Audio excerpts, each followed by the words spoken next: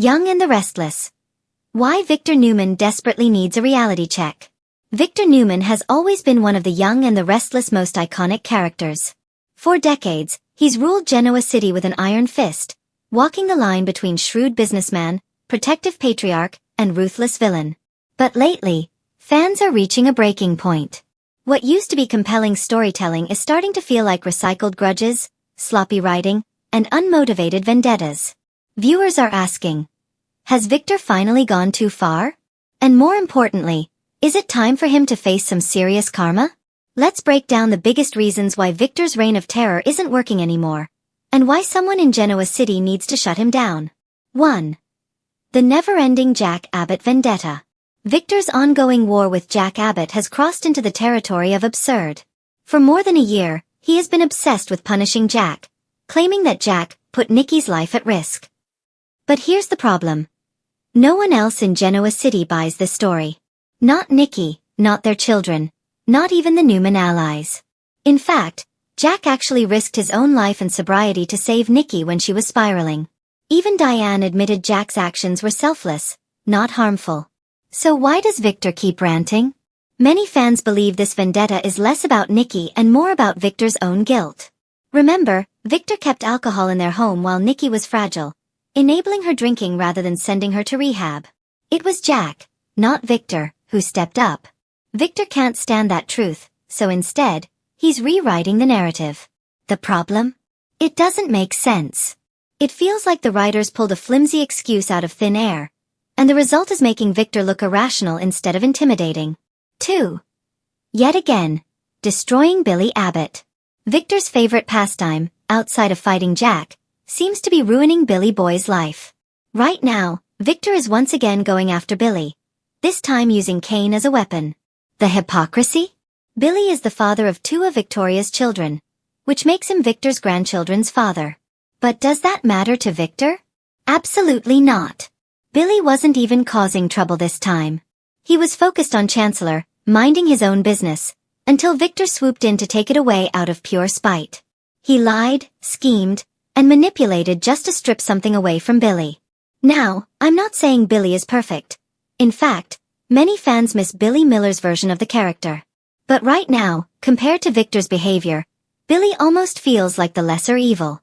What makes this worse is that even Victoria has openly admitted she hates this about her father. But as always, Victor refuses to listen. 3. Meddling in his family's happiness. One of the most exhausting aspects of Victor's character is his need to meddle in his children and grandchildren's personal lives. Take Claire, for example. She fell in love with Kyle Abbott and was genuinely happy.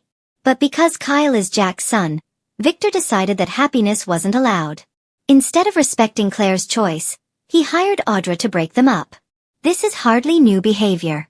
Victor has done this to Victoria countless times, interfering with her love life because he knows better. He's constantly disrupted Nick and Adam's lives too. What makes this even more frustrating is that, right now, the Newmans are actually in a rare moment of peace. Adam is finally accepted by his siblings. Nick and Adam are on good terms.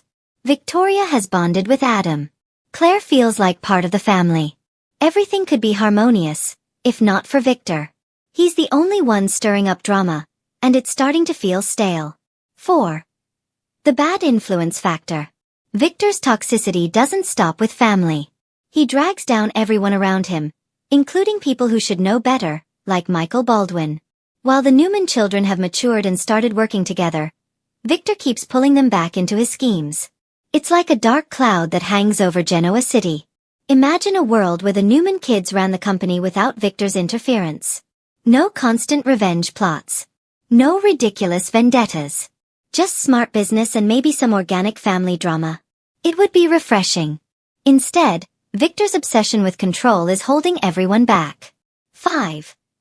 The fans are over it.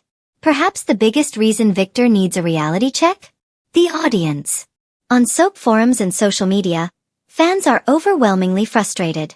It's not that people hate Victor being dark. In fact, fans often love when Victor is villainous. But it has to make sense. Great example. The infamous Marco storyline, where Victor replaced Jack with a dangerous double. That was outrageous, morally corrupt, and even disturbing, but the writing was sharp. The motivations were twisted, but logical. The story flowed. Compare that to now, where Victor's vendettas feel sloppy and unjustified. Instead of being the brilliant puppet master, he comes off as a bitter old man picking fights that no one else cares about. The fault here lies less with Victor and more with the writing. Fans know he can be an incredible character when handled correctly. Right now, the scripts just aren't delivering. So who could take Victor down? Here's the million-dollar question. If anyone's going to give Victor his karmic slap, who should it be? Ideally, his own family should intervene. Nikki and the Newman children are the ones most directly affected by his behavior, and they're the only people powerful enough to stand up to him. But history tells us they won't. That leaves outsiders. And surprisingly, Kane could be the wild card. He's ruthless enough, has resources, and doesn't mind getting dirty. Teaming up with Billy could make him a real threat. Of course, Victor will never be destroyed permanently.